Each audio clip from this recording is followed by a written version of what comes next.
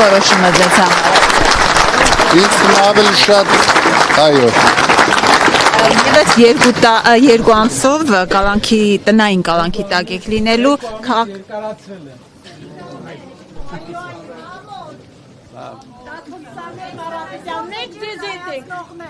Բոլոր ամբողջ հայ ազգը թող Նիկոլը իմանա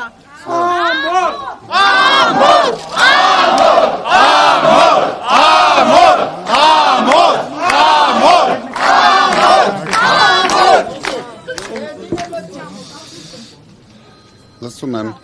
Պարոն Կարապետյան, շարունակելով հարցը, տեսեք երկու ամիս փաստորեն դուք կրկին ազատություն չեք ունենալու, քաղաքական գործընթացները շարունակելու եք տնից հետևել, սա ինչ որ ձևով ձեր ակտիվությունը կսահմանափակի։ Ղեկավարել։ Եվ ղեկավար, ինչ որ ձևով ձեր ակտիվությունը կսահմանափակի քաղաքական առումով, եթե օրինակ դուք ազատ լինեիք, ինչ կլիներ։ Իհարկե ավելի ակտիվ կլինեիք։ Ավելի արագ Փաշինյանին ճանապարհենք։ Իսկ ձեր գաղտնի պլանի հետ կապված որևէ նորություն կասեք, ինչպես եք այդ հեռացնելու։ Դե հետո ասում ենք, դուք ուշադիր հետևեք։ Հենա գաղտնի պլանով Ալեն Սիմոնյանին ճանապարհեցինք։ Փաստորեն դուք ճանապարհեցիք, ոչ թե Փաշինյանը։ Բա ով,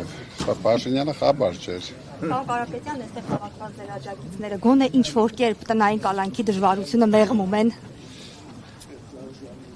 Գլուխը այն մեխանիզմի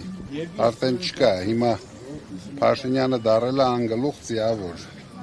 Մեղմում են այստեղ հավաքված ձեր աջակիցները տնային կալանքի դժվարությունը գոնե որոշ չափով մեղմում են։ Մեր թիմը իրոք մեղմում է։ Շատ լավ թիմ ունենք, դրա համար հավաքվում ենք,